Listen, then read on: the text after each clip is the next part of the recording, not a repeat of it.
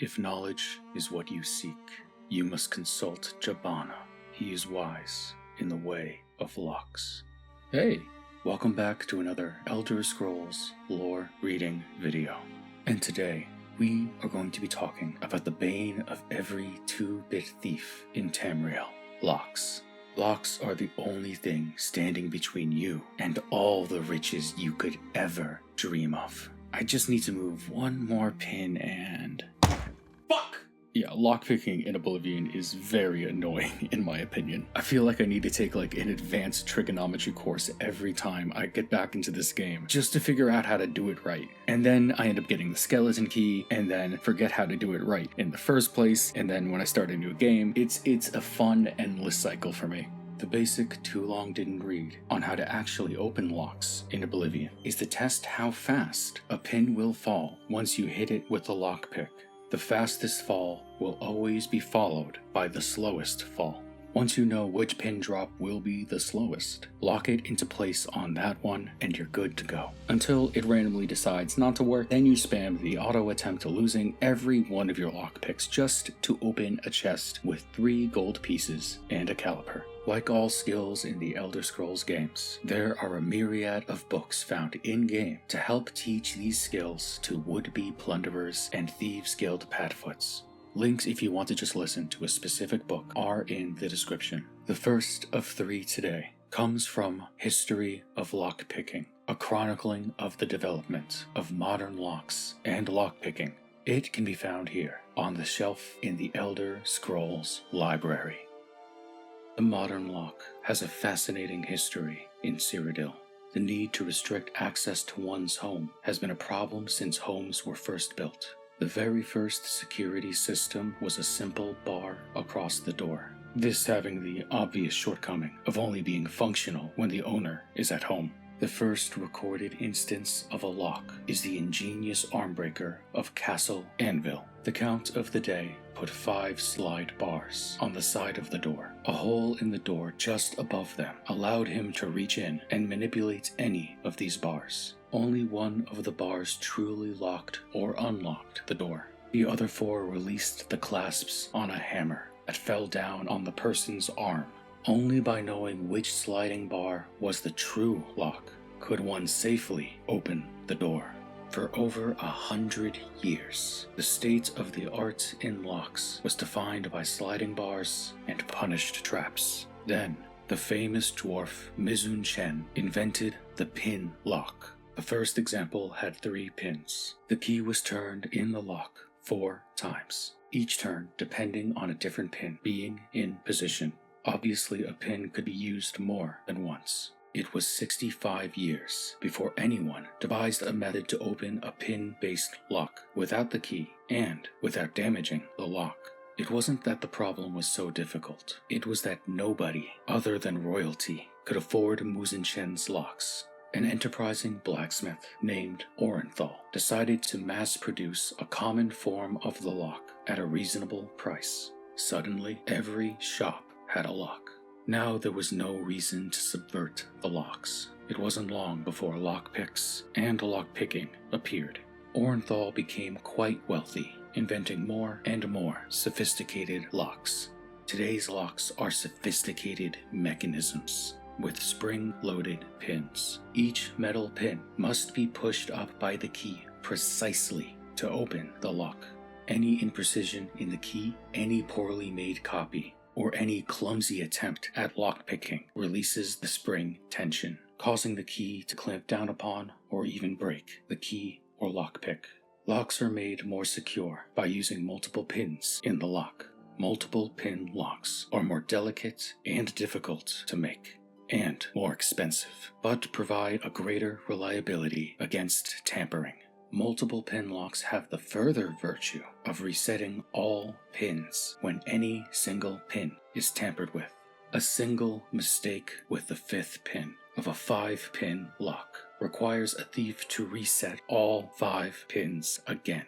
Most affordable locks are in 1-pin or 2-pin locks. The 5-pin lock is the highest achievement of the lockmaker's craft and the greatest challenge to a would-be intruder.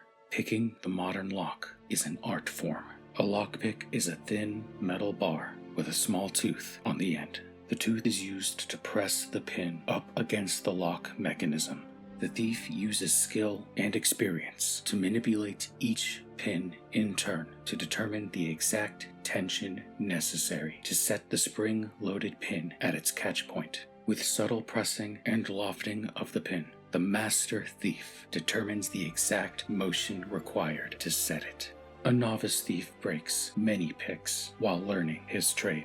Only with time and practice will he get better at guessing the tension and timing necessary to set a pin. As a result, novice thieves tend to carry a great many lockpicks, while the masters only need to carry a few.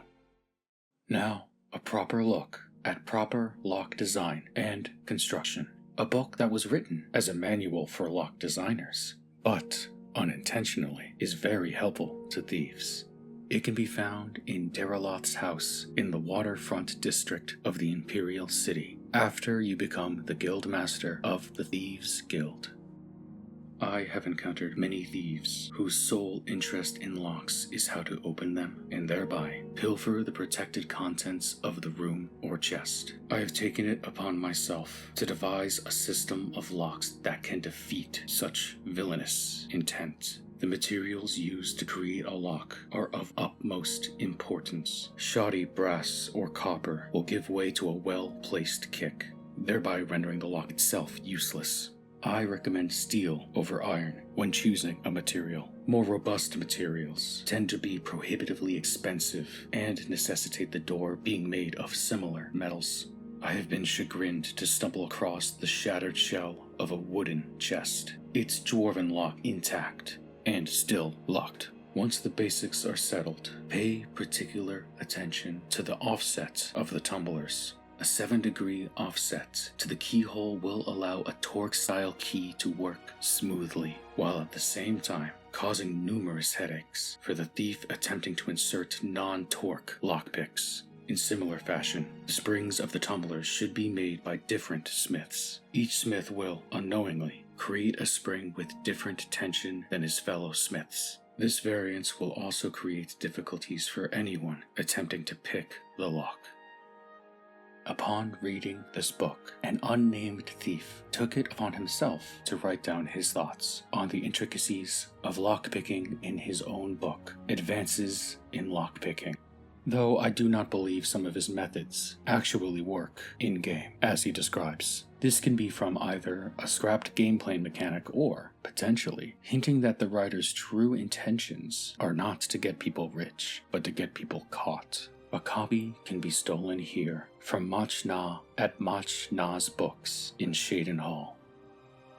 I'm not a writer. I'm a thief. I'm a good thief. I'm not such a good writer. Anyway, I want to write about picking locks. I read a book about designing locks once. It was good. It gave me lots of ideas. Some guys make locks with angled keyholes. Always carry a bent lockpick. They will work good in these locks. I do, and I open lots of locks. Sometimes I carry copper lockpicks. Copper bends easy. That way, I can bend it right there. Copper lockpicks break easy too. Be careful. Sometimes locks have weird springs. They all spring differently, which makes picking it hard. I hold my torch close to the lock. This makes it hot. When it's hot, the springs are all the same. They don't bounce so differently anymore. Be careful not to burn yourself. Some thieves can't read. If you can't read, get someone to read this book to you. It will make more sense then. Hey, thanks for watching that thing you just watched. I'm gonna make it really quick because the birds are birding right now and the lawnmowers are lawn mowing right now, and hopefully I'll be able to take out most of it in post, but whatever. Recently got 300 subscribers, so genuine bottom of my heart, thanks for that. It's been really fun doing these. It's been really nice, and just seeing positivity makes me feel positive, so thanks. You know what to do. Like, comment, subscribe, do all that fun stuff. Things should be popping up of other things that I've already done if you want to watch those too. And of course, more things will be coming in the future. And of course, as always, remember,